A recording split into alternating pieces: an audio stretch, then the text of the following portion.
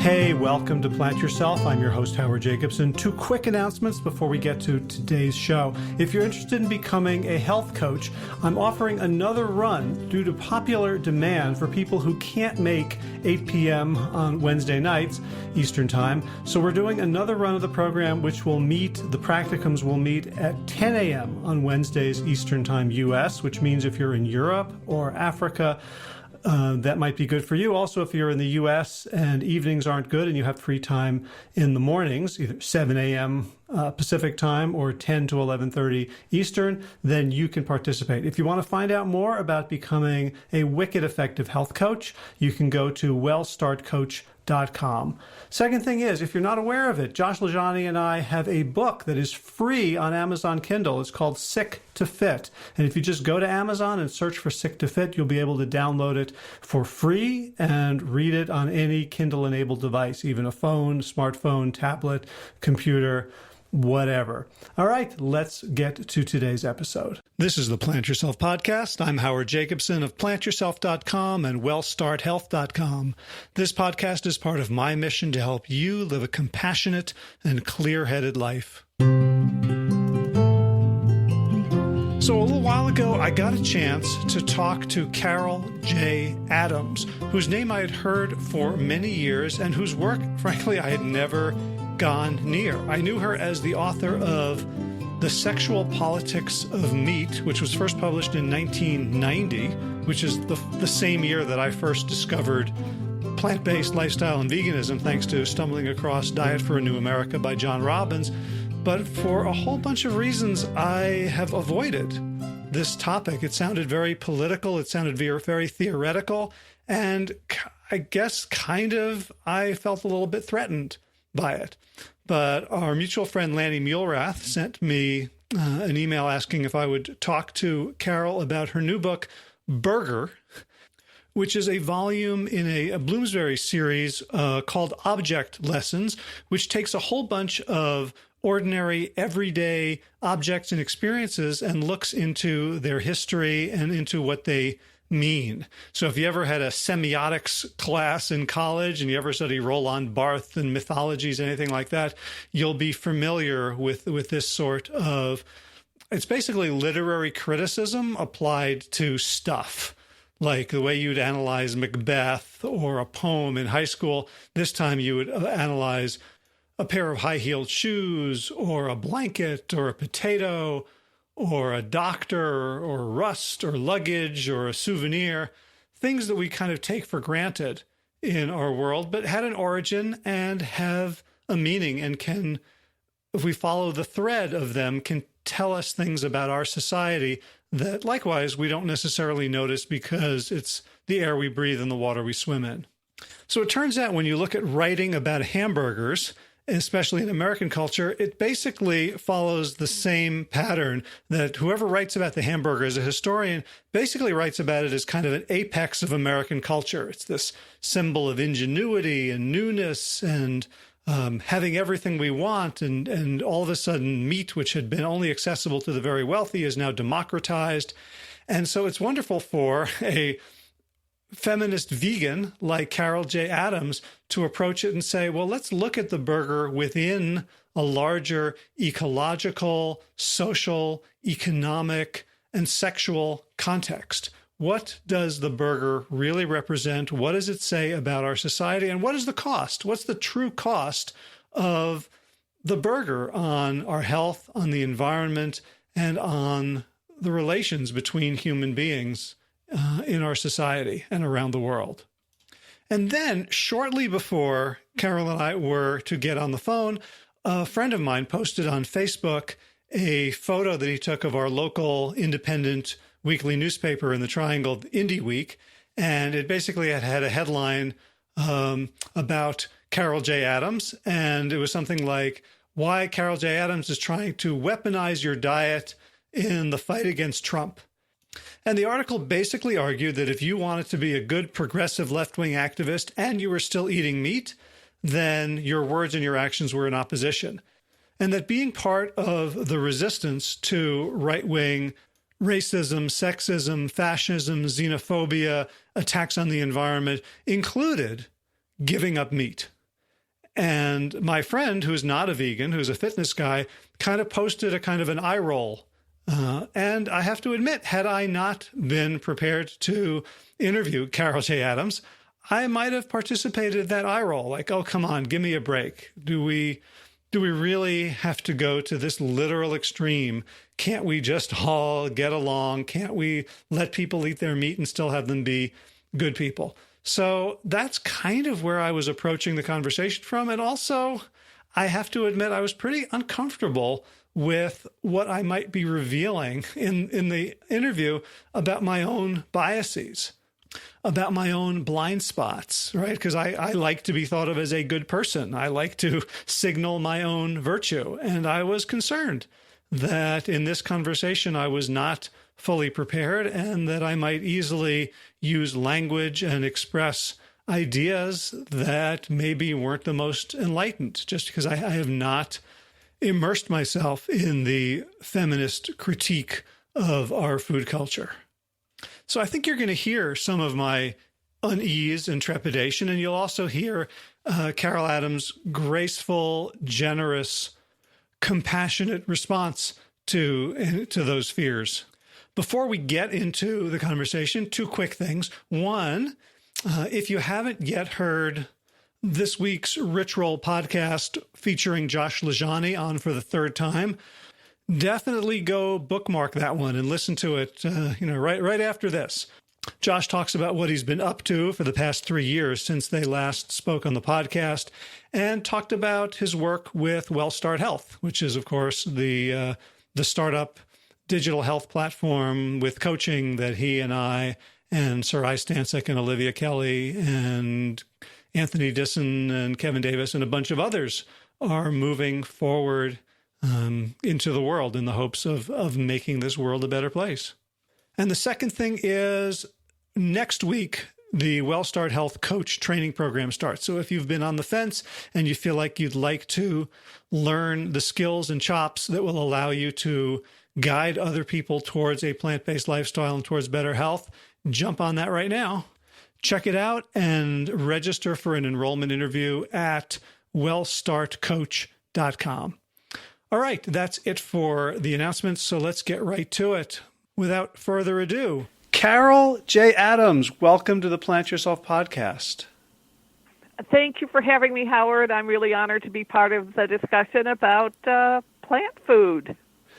Yeah, well, so we're going to start somewhere else. Right? We're going to start with animal food, which is the title of your, I believe it's your latest book, right? Burger is your latest one?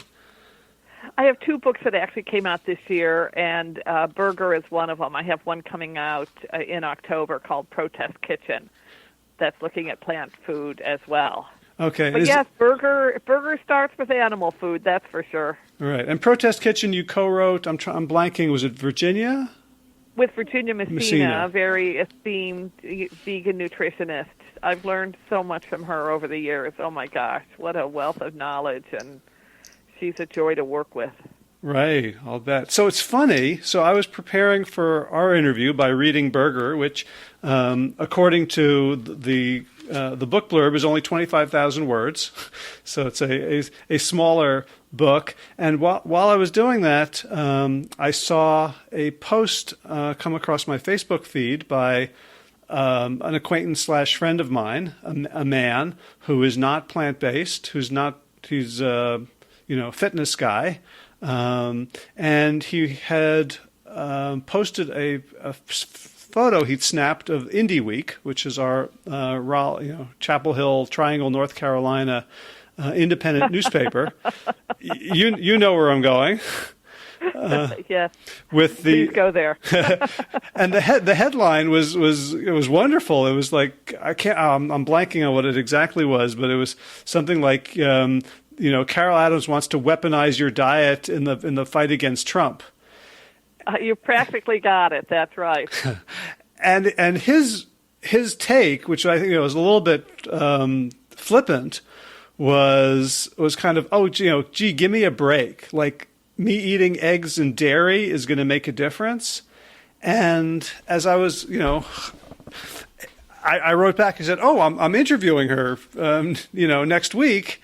But I was thinking, like, if I hadn't been interviewing you next week, I probably would have either liked that reaction or had the same reaction or done an eye roll. And it made me realize just how much I don't think about things. So I'm really looking forward to this opportunity to think about them with you.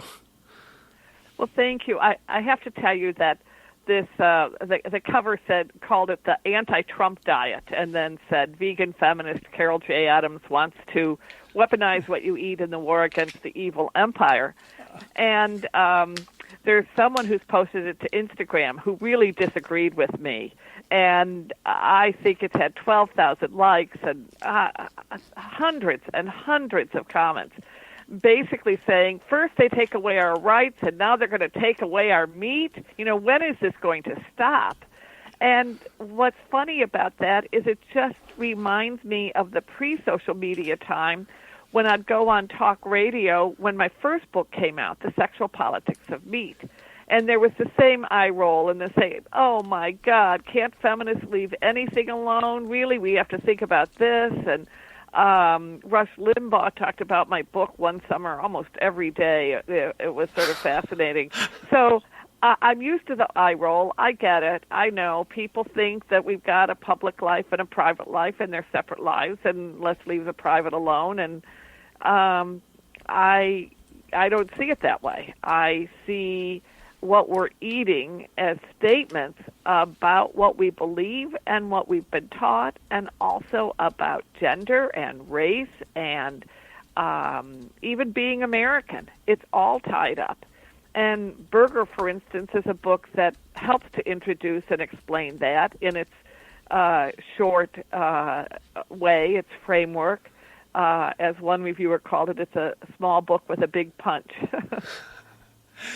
Right. So, I definitely want to kind of explore these concepts. I'll say I've been sensitized to them a little bit by virtue of having an almost 23-year-old daughter, who has kind of explained to me the connections between dairy and rape culture, which, in my mind, were two completely different things until she said some words that made it sort of collapse into, the obviousness of what it is. I'd love to, as I was saying before we started recording, I feel a little bad that I'm not more familiar with the breadth of your work over really the last 25, 30 years. I would love for you to just kind of tell us a little bit about your story and your journey and your awakenings to these issues that are now so central to your life and your advocacy. Well, I grew up in a rural area. We had ponies and horses and dogs and cats, and went to a very small school. But my mother was a feminist, and my father was very supportive. There were three of us, all girls. We were treated equally. We were to, reach for the stars. And that was in the 60s. So you had the civil rights movement, which my mother was very, very involved in. My father was too. And then the women's liberation movement.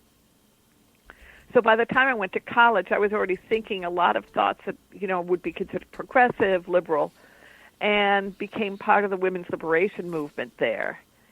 I then went on to graduate school at Yale Divinity School, and after the first year at school, I came home and I was unpacking, and a neighbor knocked at the door and said, "Someone's just killed your pony, just shot your pony."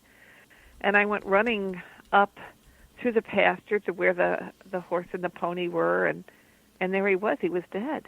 And the other horse was snickering and pawing and clearly very affected by this. And we eventually found some kids who had been target practicing nearby.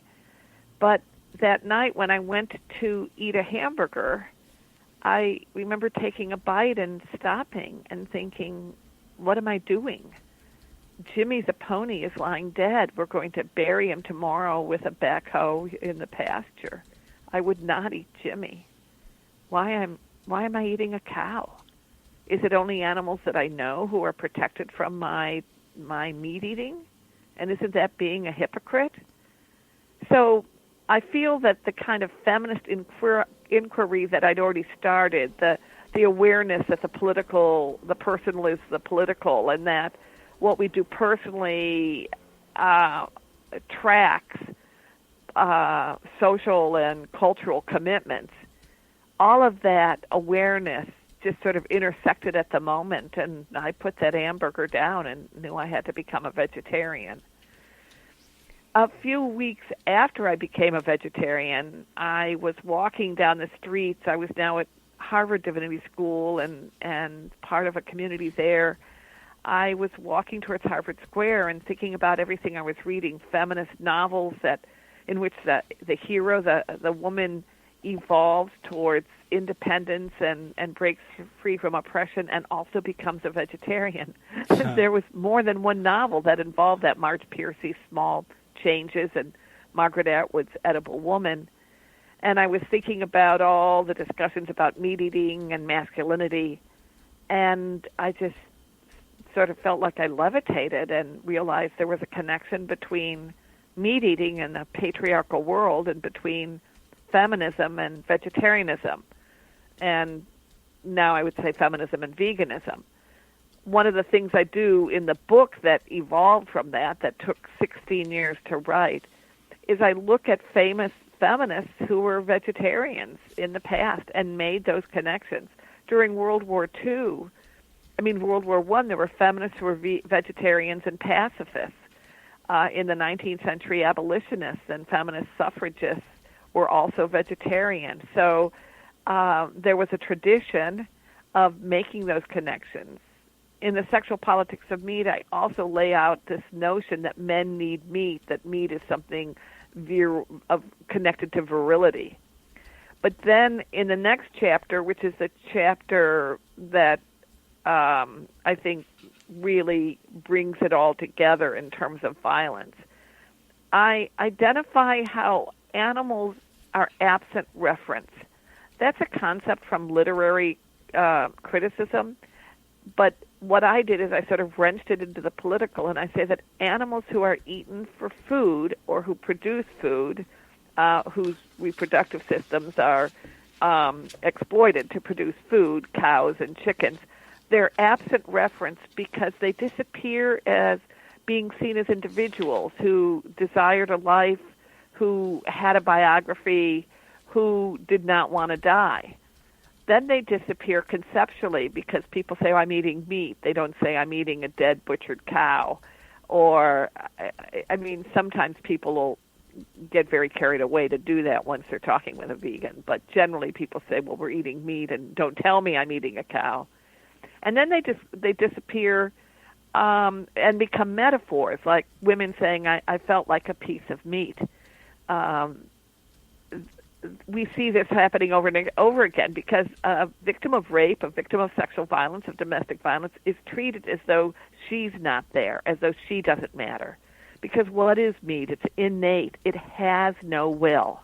That is what we know about meat. It has no will. It's dead.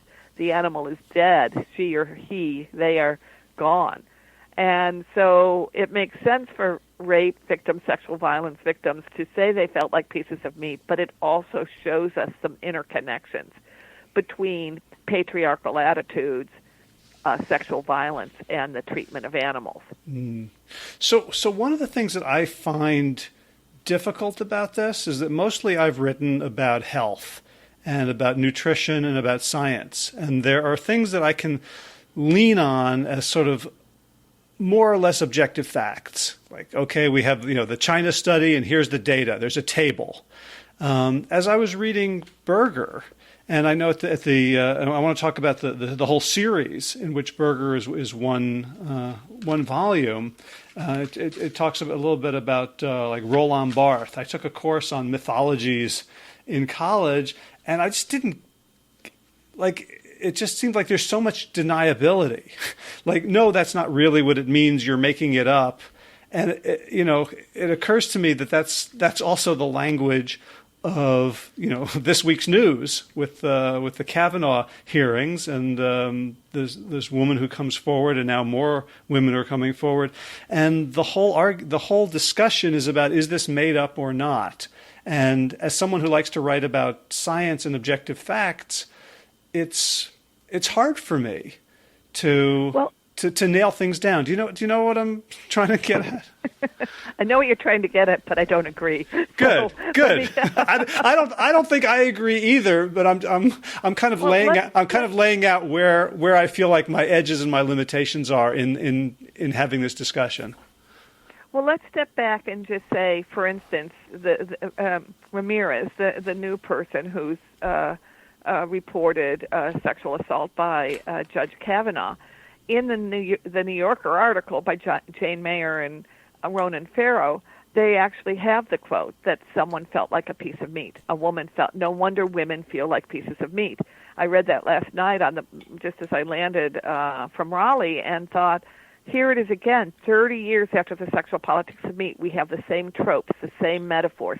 There's a reason things haven't changed. The issue of objective standards is being established by those who've created the standards of who's heard and who is not heard. So if you're following the Kavanaugh hearings, you should look at why I didn't report, the hashtag why I didn't report on Twitter. And you're going to see all the stories from women about why they did not report. I've been involved in the anti-domestic violence movement and the anti-rape movement since 1973, and it is heartbreaking that we are still having the discussions we had back then.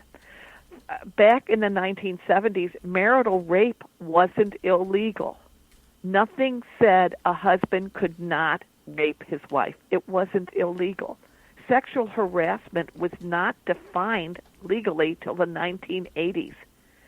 So there's a huge ongoing need to define what violence against women and children and non-dominant men is, because our legal system hasn't even had the language to acknowledge it. So when women come forward about something terrible that happened to them in high school, suddenly people are saying, well, why should we believe them? But look at all the stories of priests who molested children, and we're only hearing from these men who are now in their 40s and their 50s. They're being believed. Entire grand juries are held throughout Pennsylvania to hear the testimonies of survivors from 30 years ago. They were believed. So we've got a sort of double standard about credibility. And that ties in with the sexual politics of meat, because if you're looking at someone as a piece of meat or as available, sexually available, then you're less likely to want to hear their story. How I would explain about the sexual politics of meat and this sort of interconnected oppression is that one absent reference, say the animal, is then collapsed into viewing women like animals or viewing animals like women. So let's just look at ads. I was just sent an ad, a billboard that said, grab them by both buns, or grab it by both buns. And it's a hamburger. But what else is it referring to? I would have to think it's our president. And that's right. That's right. And ass cheeks. And so what we have is an entire culture of assault that's expressed through ads about meat. People don't realize it, that meat ads are often reproducing these patriarchal attitudes. Barbecue ads. I'd encourage your listeners and you, start looking at barbecue ads where the pigs are shown in bikinis or bustiers, or they've got huge breasts and they're standing on two legs and they're wearing high heels and they're lipstick lips, and they're saying moaning for the bone or other very explicit sexual statements. And these appear throughout the country around barbecue restaurants, so that you're conflating who is it? Who's moaning for the bone? Is it really a pig or is it a woman? Is this hybrid supposed to represent a pig wanting to be consumed or a woman? So I call it the anti-Me Too movement, because they what we don't realize is that there is this submerged discussion about women's sexual availability going on in animal agriculture. And it's going on in terms of pregnancy. What would she do if she weren't pregnant about a cow? But that's the kind of language we hear about women as well, the attitudes about that women should be pregnant. So pharmacy ads, pharmaceutical ads on the farm or appealing to farmers often use images of sexy animals. There's one of, and I should just tell your listeners, on my website, you can go to these examples. So it would be caroljadams.com / examples of SPOM. And you can see dozens of them, and I've not even posted all of them. But there's one where Lisa wants to give you one more piglet per year. And Lisa is dressed as though she's, working on the street and, beckoning to the men who would go by at an agricultural fair saying, yes, I want to give you one more piglet per year. So the whole sexual apparatus is collapsing. Who are we talking about here? Is it women or is it farmed animals? I'm sorry, it took a long time to get there.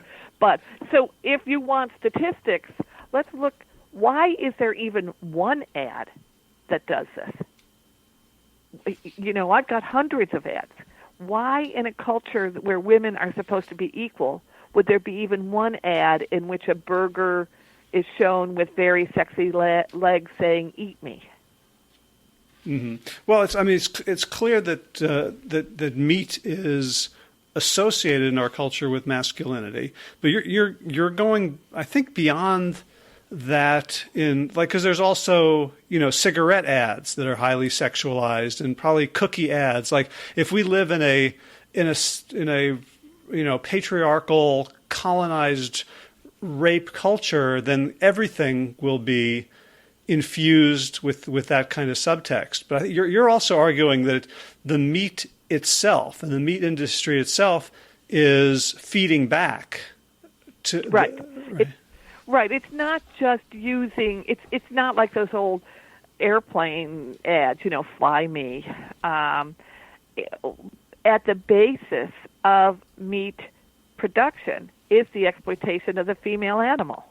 If a female animal isn't constantly pregnant and producing babies for people to eat, there would be no meat industry.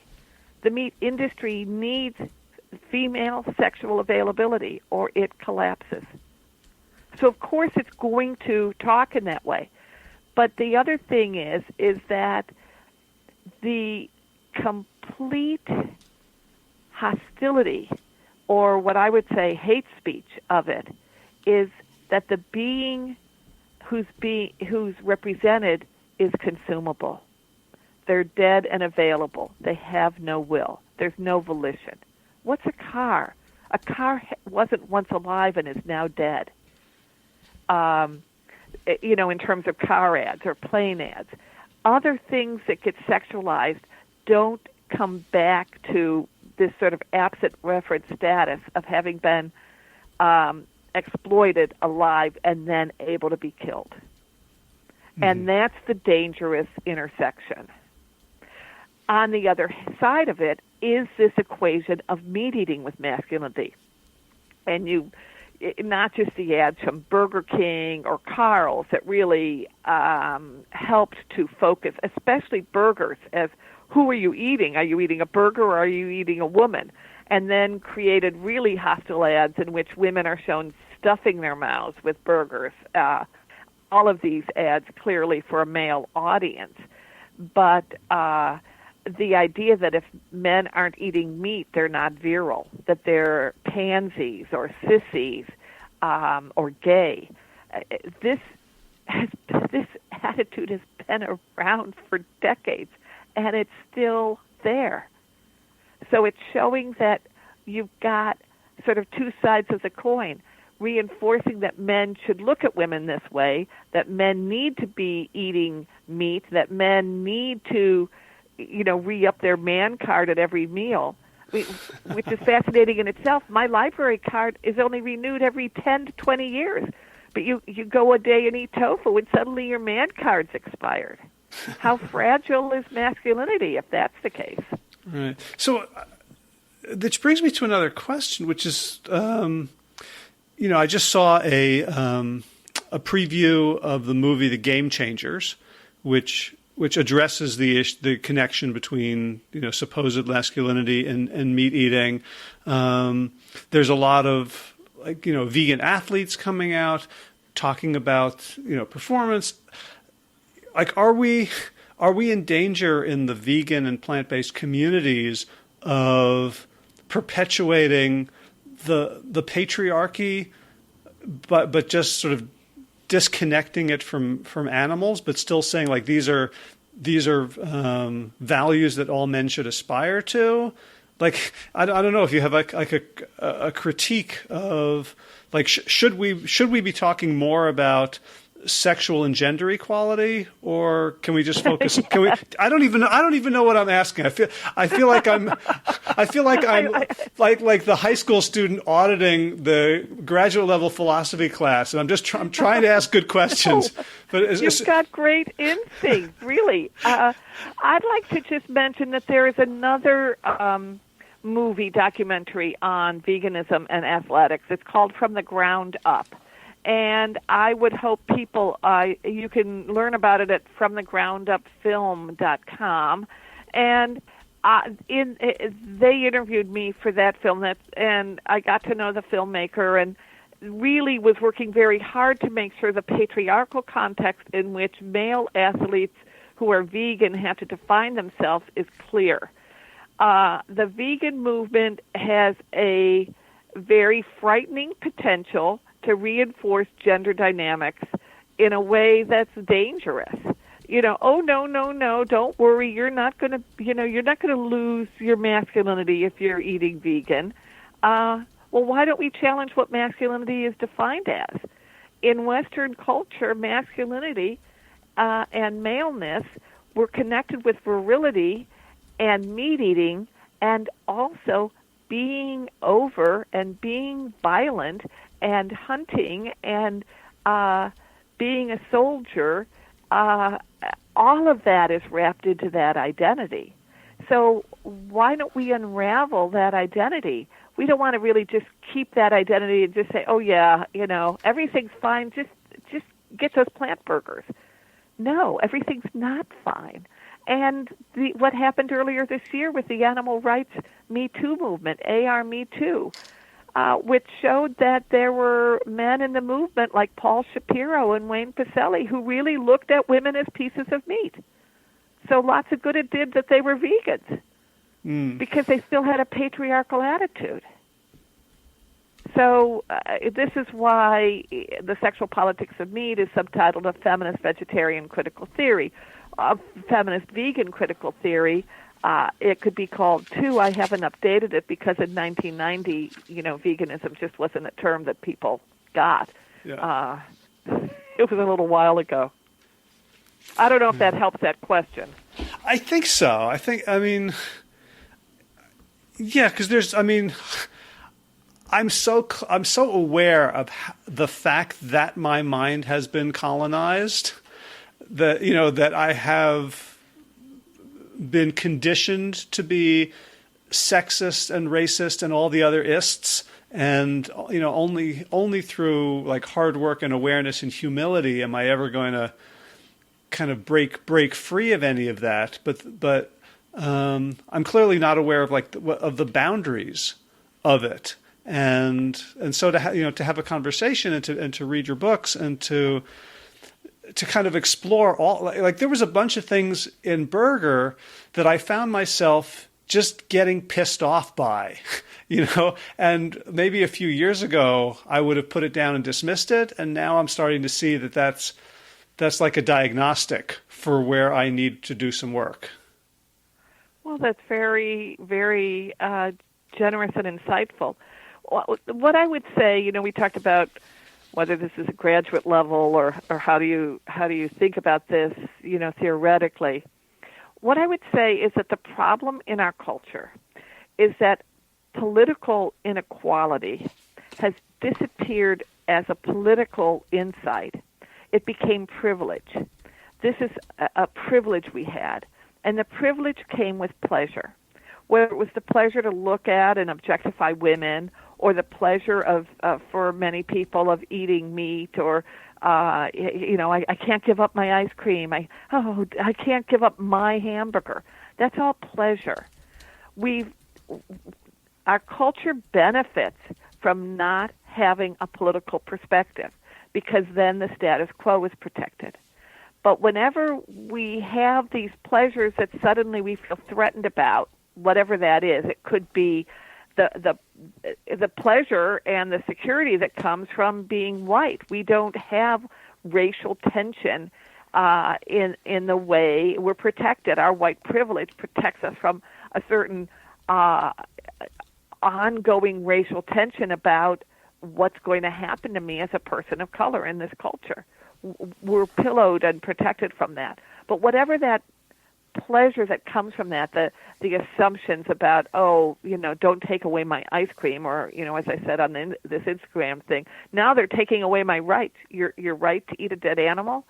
The minute that pleasure issue becomes a defensive response, there is probably a privilege that enabled it. Mm-hmm. And if we could step back and look at what the privilege was, we're then having a discussion about political and cultural construction of victims.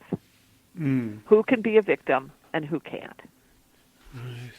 So now, as someone who has, for the last half decade or so, seen myself as sort of an advocate and pushing forward a more plant-based agenda, there's parts of Burger and of your work that I'm worried about, because it's going so deep that people are having these visceral negative reactions to it. Like, I want to sugarcoat things more. Like, I want to be able to go and talk to people and say that I'm really, I really honor their service in the military, and I honor people's service in the military. My father was in the Navy in World War II. I'm not saying I haven't put myself so far on a ledge that I can't interact. I speak on college campuses all around the country. The majority of people who come to hear it aren't vegans or feminists. But it's thought that what my analysis is valuable enough that they want to interact with it. I probably get a letter, an email, a tweet, Instagram. It's such a variety of ways. Once a day from someone who says the sexual politics of meat changed their lives. So I don't think we have to protect people from the insights about dominance and oppression. We just have to help them think about it in a way that gives them the space to process their own thoughts. Never in the sexual politics of meat do I tell people what they have to do in terms of going vegan or whatever. I trust my reader. In Burger, I deliberately structured it so that it moves through the histories and then the hidden history. That for as long as we've had a hamburger in the United States, we've had a veggie burger. And that before there were hamburgers, there were, what I call single portion protein patties. Once we redefine the hamburger and say it's a single portion protein patty, and we go looking for, where else are they in history? Well, there they are in the falafel. And then there they are in the South Indian vegetable patties made from lentils as far back as 2500 BCE. So I'm trying to show a movement of thought and insight and history that takes what we assumed was the given aspect of our culture and problematizes it, and then trusts the reader to interact with that. I see these books as empowering, and that's the feedback I get. And, my latest book with Ginny Messina, Protest Kitchen, it both gives an analysis about how veganism is connected to food justice, how veganism is connected to climate change, how veganism is actually connected to being anti-racist and anti-xenophobic, because the driving force in so much racism and xenophobia is making people be animal-like, or what we would say using animality against humans. Well, let's talk about animality then. Well, what about the animals' animality? Aren't they the first victim, sort of this charge of bestial, the beast? Let's open that up. But what we did in Protest Kitchen was also provide 30 daily actions on how to bring a vegan way of eating into your life. So when you learn about the racist nutritional principles that brought about the recommendation of dairy milk, even though the majority of the world can't digest dairy milk, well then, here's how you taste test plant milk. When you learn about the reproductive exploitation of chickens and cows, well, here's alternatives to eggs, tofu scramble, and here's alternatives to eggs for baking. So we try to tie in what we're talking about in each chapter with positive things you can do. So for some people it can feel overwhelming, but for other people, what it does is it's opening a door into a new way of thinking, inviting people in and letting them figure out how to take the next steps. We're not just dropping them off a threshold that, you fall 40 feet and don't know what to do. We're really trying to, in all of this, trying to help people think more critically. We need critical thinkers, not criticizing thinkers, but critical thinkers. Step back. Why does that billboard exist? Why can't cows spell in Chick-fil-A ads? Everything else about a Chick-fil-A ad is horrendous as well. But why can't cows spell in them? Eat more chicken? Yeah. Because it subtly reinforces that we humans are always going to be better than cows. We know how to spell.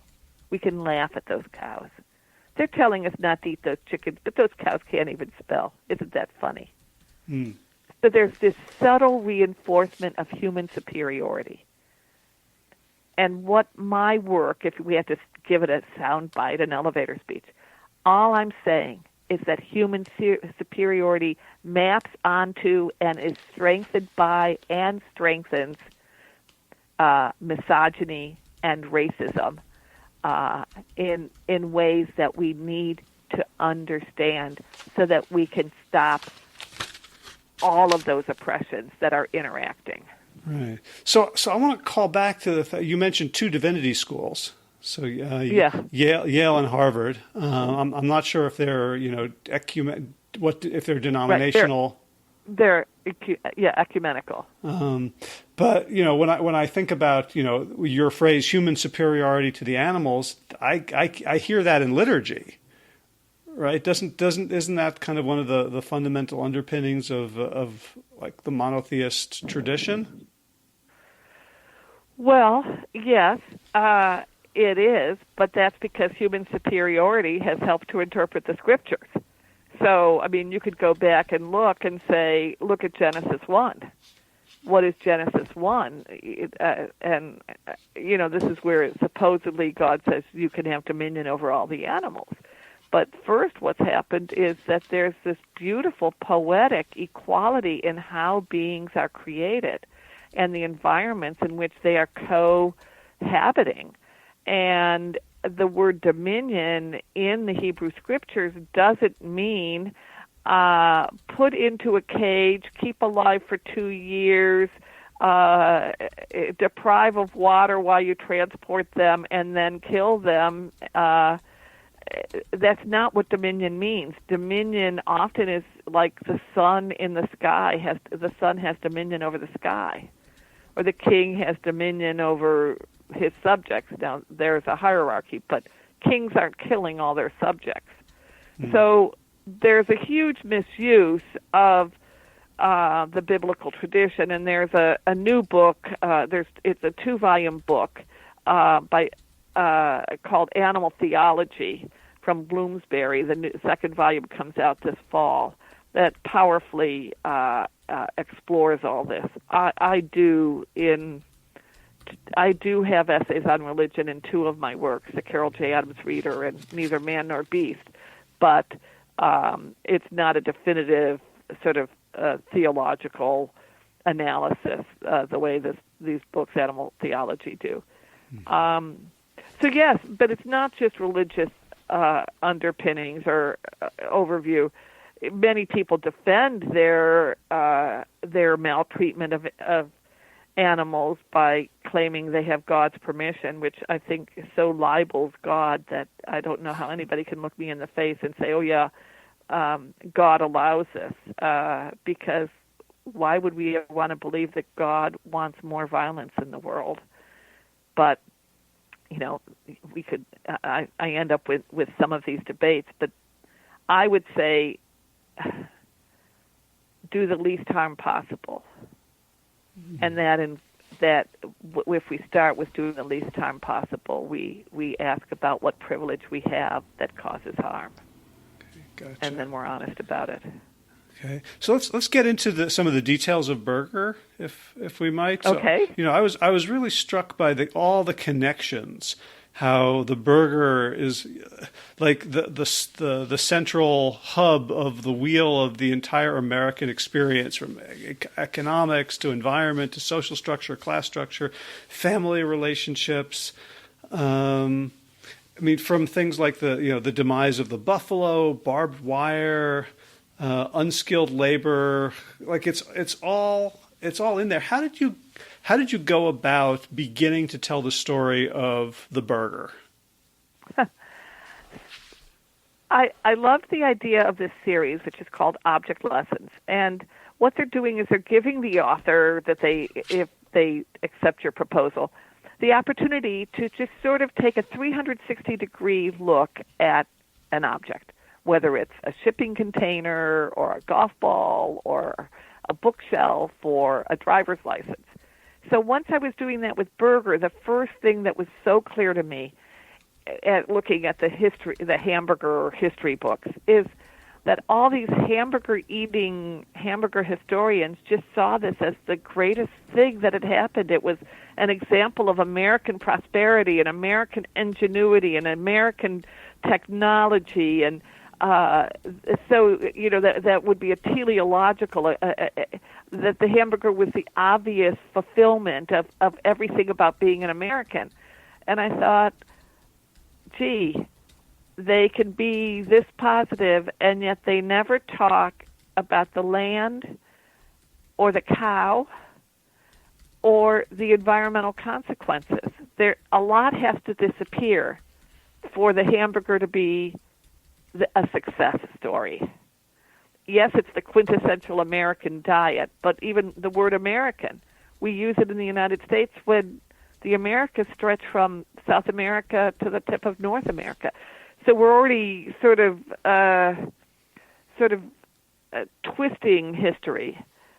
I wanted to give a doubter's view of the burger, of the hamburger, and also lift up the hidden part of the story of the hamburger and then the untold story of these single portion protein patties. As a feminist and as someone who'd written Sexual Politics of Meat, I was also very aware of how the role of women in the 20th century was interacting with the burger, and I thought it would be fun to make that more explicit. That book was so much fun to write. I mean, there's a lot of sadness there in terms of what happened in the 20th century and the growth of factory farms, the growth of slaughterhouses at the end of the 19th century, the decimation of the buffalo so that cows could pasture. But the book itself was an amazing experience to write. Yeah, it's a great read. And so I'll tell you what I got from it ultimately, and maybe this was the where you were leading to in the slippage chapter at the end, is that the hamburger is a basically unsustainable thing, and it's a metaphor for an unsustainable way of life that's going to take us all down if we don't Right. if we don't evolve from it. Is that a message that you wanted to get out? And if so, can you talk more about it? Yes, definitely, and that's why I tweet whenever I see some environmental report. I'll tweet, was your hashtag hamburger worth it? You know, the oceans are rising in hurricanes. The Amazon forest is disappearing to soybean crops that are being raised to feed cows that become hamburger. So, what I wanted to capture is that the hamburger was a modernist solution to protein delivery whose time has passed. It's a failed modernist solution. And when you think of modernism, there are, some of the designs for apartment buildings that are clearly modernist. We've moved beyond them. I wanted to give people a way to think about the hamburger as being this failed modernist intervention into protein delivery. And so, the environmental repercussions of eating cows, when cows contribute to methane, and so many environmental reports on climate change, they don't include methane because those reports are looking at 100 years, but methane disappears within 20 years. When you include calculations that recognize methane, animal agriculture is one of the most devastating contributors to climate change. And I give the statistics. I interview people. I look at the killing of the cow and how the slaughterhouse is sped up. One of the things Trump wants to do is allow slaughterhouse speeds to increase even more when it's already the unsafest job in the United States. Right, and you wrote that the line speed is not governed by safety limits, but just by sanitation limits.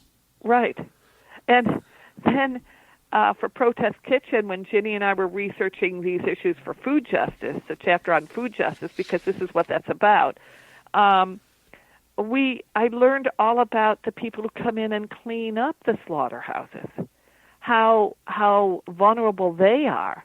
So many of these people are undocumented workers, so they can't complain to anyone about their working conditions. Sometimes people say to me, vegan food's expensive. And, one way to argue that is to say it's not expensive. Lentils, pulses, beans, chilies, eating chili, it is not an expensive way of living. But another way to respond is to say, the price of meat is controlled or influenced by the fact that federal subsidies and grazing on public lands is part of meat production, and it protects the cost from inflating. Right. Well, that's like saying that buying food in the supermarket is expensive. It's so much cheaper to steal it. Right. But here's the final thing when I realized after I worked on the thing about slaughterhouses is people are saying, well, hamburgers are cheap. In your hamburger, in buying a cheap hamburger, you're saying to those who exploit workers in slaughterhouses, besides everything else you're saying, yeah, it's okay. I don't care. I don't care that I can only have this meat so cheaply because people themselves, the workers, are absent reference. They're injured at a high rate.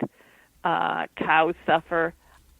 That's what's holding down the price of meat, is that people have been taught to distinguish or not to see the entire realm of production that's required for a hamburger. In other words, cow is the absent referent, but so too are all those who are used to help exploit the cow. Mm-hmm. So one of the things that I think, like a lot of the marketing, the industries that are arrayed against us, they're much better at putting present reference in front of us. The ones they want us to see. They're much better at misdirection. So that if we're arguing about absent reference and we're talking about things like climate change, global climate destabilization, groundwater, aquifer depletion, algal blooms, all the things that are happening, like they're all things that it's hard for the human brain to wrap its head around. Like it's much easier, to save a whale beached on a shore somewhere than to save all the whales from Japanese fishing boats. How do we market the messages better so that we're not talking about what people aren't seeing, but what can we point them to that's like a positive thing that they can see and begin to change? Well, I found that even if people become vegan for 2 weeks because it's a challenge or for health reasons, once you've distanced yourself from animal agriculture, suddenly you can look back and say, oh my God, what was I eating there? That there has to be some sort of distance. Reading a book like mine, whether it's Burger or Sexual Politics and Meat or Protest Kitchen, reading a book gives you a little distance. That whole role of pleasure in protecting and surrounding. It's like, what does an oyster do with something that's an irritant and makes a pearl? The pearl is the pleasure. Where's the irritant? The irritant has disappeared, but we need the irritant because that's what's going to help us change. But people don't want to give up their pleasure. So one thing is everybody should learn to cook vegan. Everybody who's interested in veganism should take the time, if they're able, to learn to cook vegan or to join up with, if the community they're in has a vegan potlucks or even vegan drinks like they have in Dallas. Learn about this food and help share the information. Sometimes we think we have to act globally, but what if we acted locally but understood globally? What if we saw those as a dyad or as a double helix so that we're constantly empowered by acting locally, but we never lose the sight of the global implications? And then we can actually redefine pleasure. I think I said at the beginning, and if I didn't, well, what I should have articulated is, in the current political world, inequality was made sexy, so that all the stories we're hearing from Why I Didn't Report, all the stories, the accusations against Judge Kavanaugh, that was inequality made sexy. That's what rape is. That's what sexual harassment is. Inequality was also made tasty in the hamburger, in steaks, in all those foods. But really, there is another way. Equality can be sexy, and equality can be tasty. We just need to commit to change. One thing I realized is that people think change is hard. Not changing takes a lot more work because you're fighting the consciousness that wants to come. So change is hard, but not changing can be a lot harder.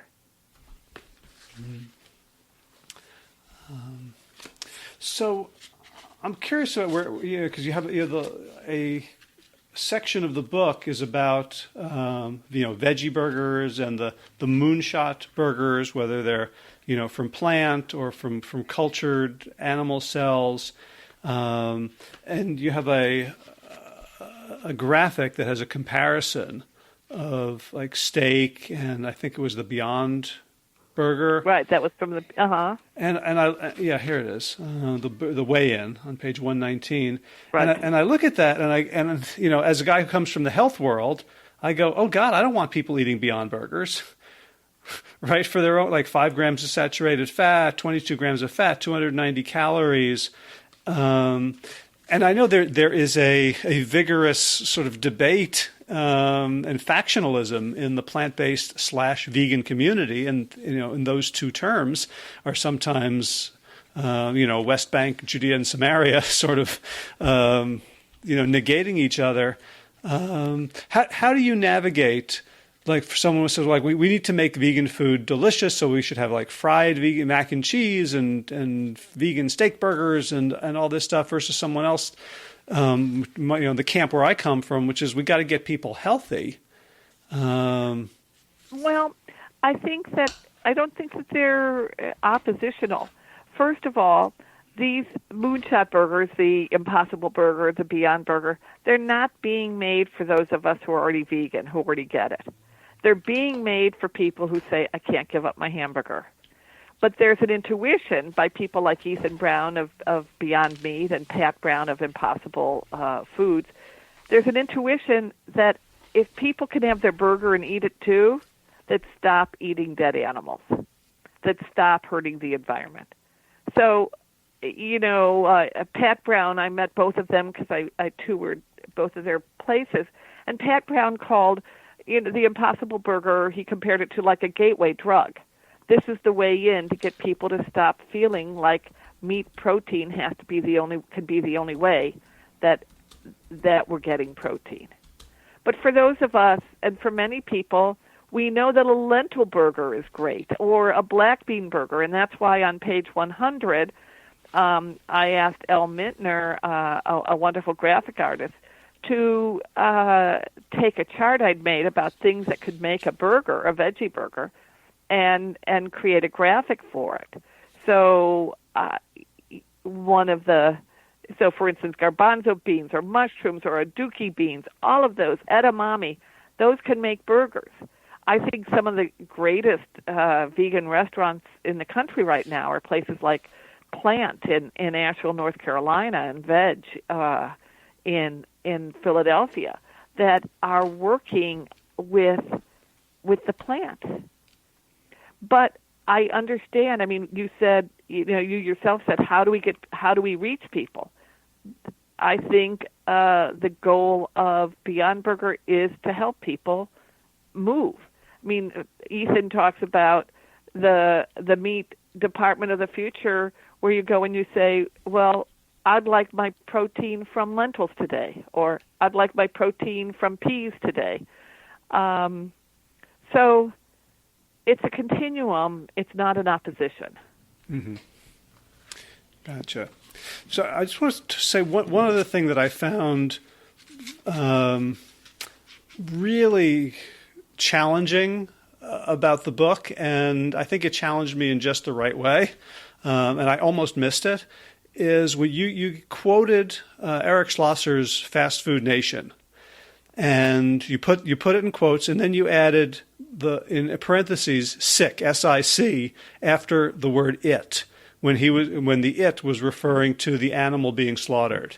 And that really slammed on the brakes for me and made me think. And I'd love you to say a little bit about language, and was that something that you were sensitive to as you read it, or do things like that slip by you as well sometimes?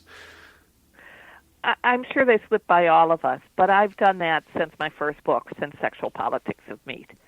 Another interesting one is when you say the cow that, the animal that, the dog that. I always change that to the cow who, the animal who, the dog who. In fact, when I'm asked to endorse a book, when I'm reading it, if I find that they're using that instead of who, I'll write the author and say, did you know you've got a problem here in terms of, it's not what Word wants you to do if you're having them do a check of your grammar. But Word still has veganism as a word that's a misspelling. So, don't trust them. It's restoring the absent referent. It's recognizing that these are beings. They're not its. Mm-hmm. All right. So something I read a while back, before as we're closing, was an essay by John Berger. I think it was something like "Why Look at Animals," or right. And one of the things that struck me about his argument was that whatever we do to animals today is going to be done to humans tomorrow, right? Like there's sort of I mean, canaries. The canary in the yeah. Now I'm like checking all my metaphors to see. Yeah, because there are some really bad metaphors. A couple things. I'll just say I do have a whole chapter on language in the Sexual Politics of Me, Chapter 3. So I think you'll have fun with that. And I'd encourage your readers, if they're really interested in language, that's Chapter 3. It's not just that it happens to animals first. It's that it's happening to animals with. That certain humans who don't have power are already treated like animals, though perhaps the bottom line is that animals are eaten and humans aren't. So, I mean, the power of John Berger's Why Look at Animals, he's talking about the zoo. Do we think we're actually encountering a returned gaze from an animal in the zoo? And we're not. We're consuming objects. And in the 1980s, a radical feminist, Suzanne Kapler, did a wonderful book, and the first chapter was Why Look at Women? And she used Berger's argument to then talk about the way women are shown and represented in dominant culture. So this kind of dialogue between women and animals goes back quite a few decades and is quite fruitful in thinking about, well, what's next, and also what's now. Mm-hmm.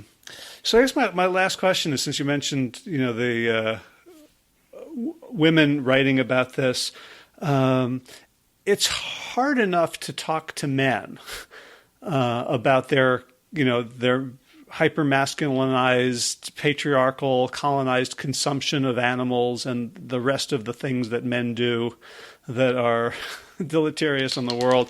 But I imagine it's harder to talk to women who are not woke to this, who see themselves as feminists, who see themselves as powerful, and feel like this is somehow dragging them down or changing the subject. Do you know? Well, I think there's a fear that we've already got an awful lot going on about misogyny when we look only at what's happening to women. And why dilute it, or why compare women to animals? But the fact is, I'm not comparing women to animals. I'm showing how a patriarchal culture has already compared women to animals, and how we're not diluting it also, because unless we understand how misogyny is getting undergirded by animal agriculture, we're missing a whole lot of the dialogue about female sexual availability. So I'll just put in a plug that we've got a blog on that. We've have a Medium blog on the anti-Trump diet, and I've got to figure out just quickly what we called it, what the name of the blog was. But that would help people see how feminism is going to benefit from having these kinds of conversations and widening the analysis to include animals. Send me the link, and I'll include it in the show notes. Okay. For all right, that sounds episode.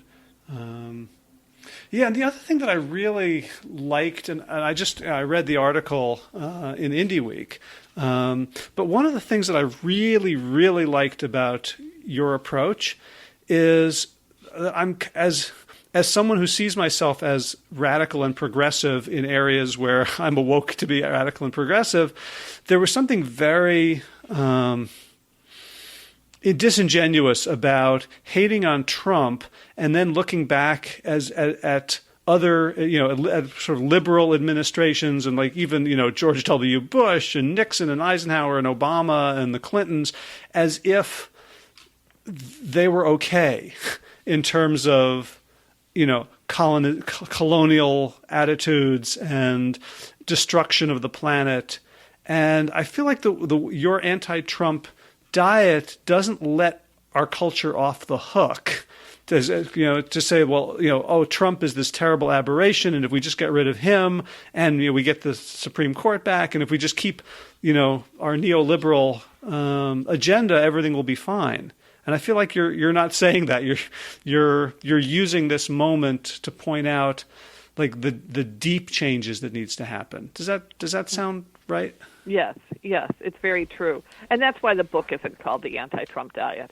That's why the book is called Protest Kitchen, because we want to show continuity, that the kitchen has always been a side of protest, whether it's been from feeding hungry people, which is protesting a world in which people don't have money for food, to a vegan kitchen where you're making food and taking it out to people or serving people.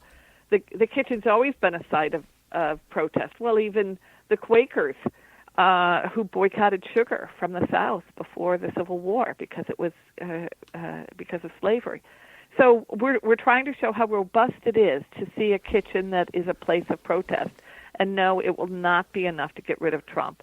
But of course, Trump is being used by the right wing to push through environmental cutbacks and terrible civil rights cutbacks on campuses around sexual assault reporting.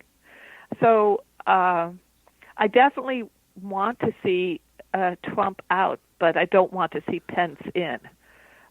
We need a lot more work. We need to recognize that whatever this moment of resistance is, needs to look beyond the species line.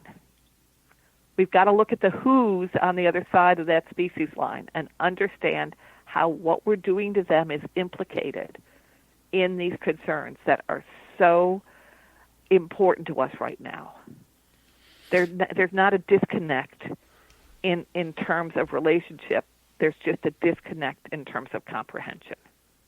Right. It's almost just like the hamburger is a failed experiment whose limited consciousness is going to bring us down.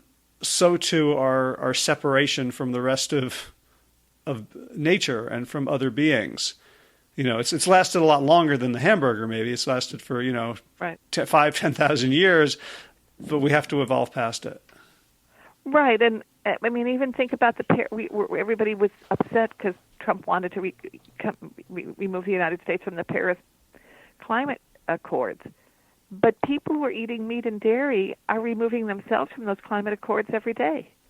One of the best things you can do for the planet is go vegan.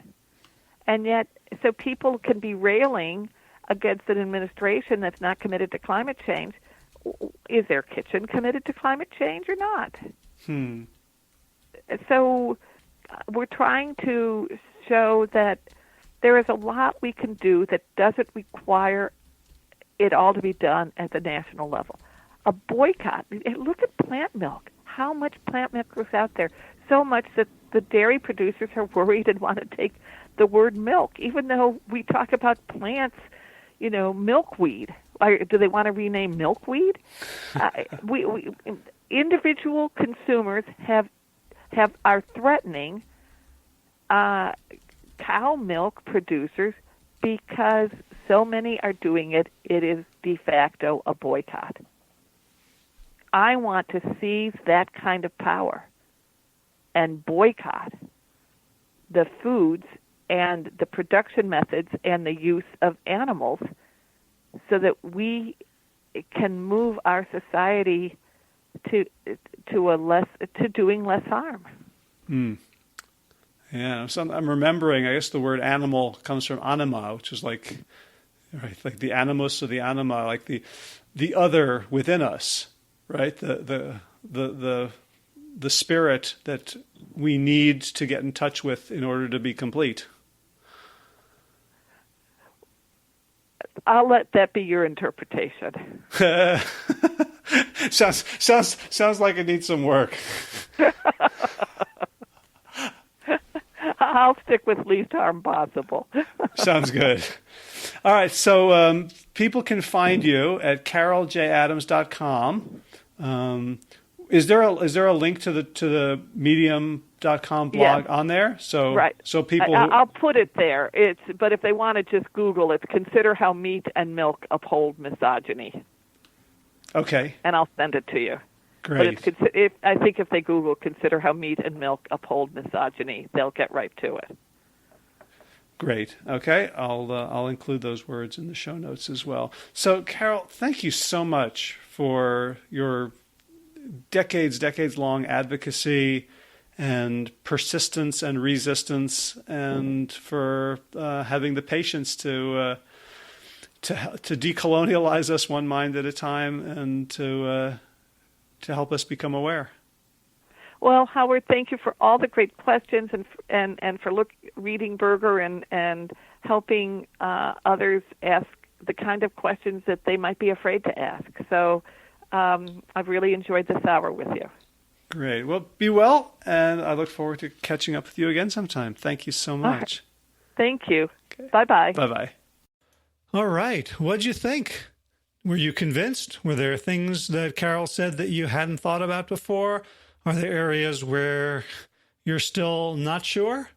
I'd love to hear from you. You can write a comment in the show notes page at plantyourself.com/296. You can also comment when I post this on Facebook at facebook.com/plantyourself. That's one word, plant yourself. You can also catch me on Twitter at Ask Howie. And you can also comment where all the cool kids are these days on Instagram, where I am also at Ask Howie. And that page, plantyourself.com/296, also has links to the articles that Carol talked about, as well as her books and the documentary From the Ground Up that she mentioned as well. So if you enjoyed this episode of the Plant Yourself podcast and you'd like to support our mission, there's a bunch of ways to do it. You can subscribe and leave a review on iTunes or Apple Podcasts, as it may now be called. You can share this on social media or email it to people, let folks know about it. You can patronize my guests' works, in this case, buy Carol's books and let other people know about those. And of course, you can become a patron of the show yourself. You can just go to plantyourself.com, scroll down the right sidebar, click the Patreon link, or you can go straight to patreon.com/plantyourself, or just go to patreon.com and just search for Plant Yourself, and you should find me and this show. I will say that I had an interesting conversation with someone who was a financial supporter of the show, and I asked him what led him to take that action, and he said it was because there's no advertising. And I realized, yeah, that's true. I don't take advertising. Not that I think there's anything wrong with podcasts taking advertising. I think it's one way that they can grow really, really big is by having enough money coming in that they can really devote a lot of time to it. And I've made a choice to limit the amount of time that I spend on the podcast based on where I need to earn my money. But it's also that I just worked in advertising, worked in marketing for 15 years, and I kind of hate it. And I just don't want to deal with that. So it really is a personal lifestyle choice rather than any sort of ethical thing. But if it helps you feel good about the show, that there's no corporate agenda, there's nobody I have to worry about offending or hurting their sales. So if you like this kind of purity in broadcasting, I could sure use the financial help to be able to spend my time on this and also to participate in the growth of WellStart Health until it grows to the point where it can support me and the rest of the team. If this is your first listen, you should know you can catch up on about 295 archived episodes at plantyourself.com. And if you want to see them all on one page, you go to plantyourself.com/PYP. And you won't see the big pictures and everything. You'll just see a giant list of every single podcast that's currently published. In garden news, we had our first frost. So we went out and covered the greens with 2 layers of row cover, this kind of thick woven nylon agribond breathable fabric that keeps them from freezing. The only trouble is now it's gotten a little bit warmer and it's been raining. I think we got like 4 or 5 inches of rain yesterday in the last 24 hours, and those sheets are sodden, and it's really not much fun to go out and collect kale and mustard greens and collards for our stir fries and smoothies. So we're off to the store to supplement our garden with store-bought greens. In running news, I did 10 strong miles with Gio on the ATT, the Tobacco Trail, on Sunday. Our last mile came in at just over 7-minute pace, which felt really, really good when it was done. Not so good while we were doing it. But we were buoyed because there happened to be a marathon going on the trail that day. So people kept on cheering for us and offering us, honey stinger gel and water and Gatorade. We didn't take it, but we did accept the cheers and well wishes. All right, let's go out with some gratitudes. Thanks to Will Ridenauer. WillRidenauer.com is where you can find his music. He is, of course, the creator of Sabali Dawn, the Dance of Peace, which is the theme music for this show.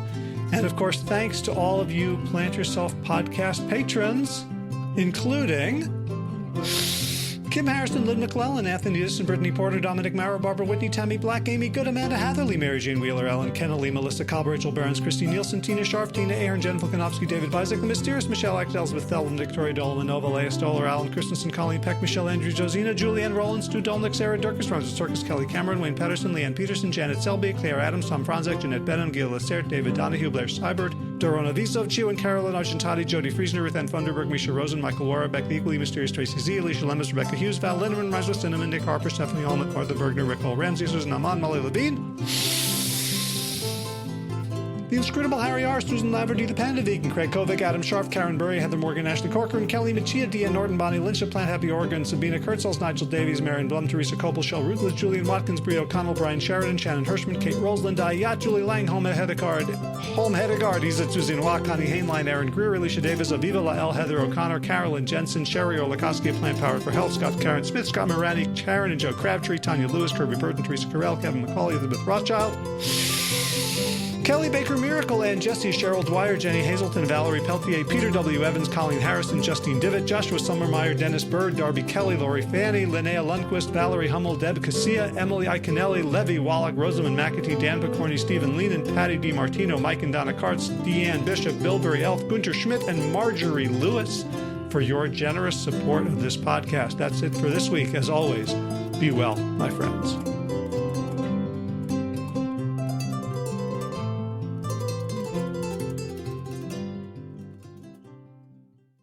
All right, time for thanks. Thanks to Will Ridenauer for allowing me to use his beautiful song, Sabali Dawn, the Dance of Peace. You can find more of Will's music at his website, willridenauer.com.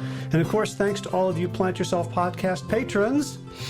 Kim Harrison, Lynn McClellan, Anthony Disson, Brittany Porter, Dominic Maurer, Barbara Whitney, Tammy Black, Amy Good, Amanda Hatherley, Mary Jean Wheeler, Ellen Kennelly, Melissa Cobb, Rachel Behrens, Christine Nielsen, Tina Sharf, Tina Ahern, Jen Volkanovsky, David Bizek, The Mysterious Michelle X, Elspeth Feldman, Leah Stoller, Alan Christensen, Colleen Peck, Michelle Andrews, Josina, Sarah Durkis, Rhymes with Circus, Kelly Cameron, Wayne Pedersen, Janet Selby, Claire Adams, Tom Franzek, Jeanette Benham, Gil Lacerte, David Donahue, Blair Seibert, Dorona Visov, Gio and Carol Argentati, Jody Friesner, Ruth Ann Funderburg, Misha Rosen, Michael Warbeck, The Equally Mysterious Tracy Z, Aviva Lael, Alicia Lemus, Rebecca Hughes, Val Linneman, Rhymes with Cinnamon, Nick Harperson, Martha Bergner, Susan Amon, Molly Levine, The Inscrutable Harry R., Susan Laverty, The Panda Vegan, Craig Kovic, Adam Sharf, Karen Burry, Heather Morgan, Kelly Machia, Deanne Norton, Bonnie Lynch, Plant Happy Oregon, Sabina Kurtzels, Nigel Davies, Marion Blum, Teresa Copel, Julian Watkins, Brie O'Connell, Shannon Hirschman, Linda Ayat, Home Hedegaard, Isa Susan Watt, Connie Hainline, Aaron Greer, Alicia Davis, Heather O'Connor, Carolyn Jensen, Sherry Olakoski of Plant Powered for Health, Karen Smith, Scott Morani, Karen and Joe Crabtree, Tanya Lewis, Kirby Burton, Teresa Carell, Kevin McCauley, Elizabeth Rothschild, Ann Jesse, Cheryl Dwyer, Jenny Hazelton, Valerie Peltier, Peter W. Evans, Colleen Harrison, Justine Divot, Joshua Summermeyer, Dennis Bird, Darby Kelly, Lori Fanny, Linnea Lundquist, Valerie Hummel, Emily Iconelli, Levy Wallach, Rosamund McAtee, Dan McCorney, Stephen Leenan, Patty DiMartino, Mike and Donna Kartz, Deanne Bishop, Bill Brielf, Gunter Schmidt, Marjorie Lewis, Kelly Molden, Tricia Adams, Ian Kramer, Nancy Sheldon, Lindsay Bayshore, Gunn-Marie Hagan, Tracy Gullis, Laura Heaton, Meg from Mama Says, Rochelle Kennedy, Diana Goldman, Stacey Stokes, Ben Savage, Michael Kay, Holly Butler, Diana, David Hughes, Connie Rogers, Claire England, Sally Robertson, Param Ganchi, Amy Daly, Brian Tourville, Mark Jeffrey Johnson, Josie Dempsey, Karen Schmidt, Pamela Hayden, Emily Perryman, Olga Sidorovska, Allison Corbett, Richard Stone, Lauren Vaught of Edible Musings, Aaron Hasty, Sean Owen, Sagar Nayak, Erica Piedra, and Danielle Roberts for your generous support of the podcast. That's it for today. As always, be well, my friends.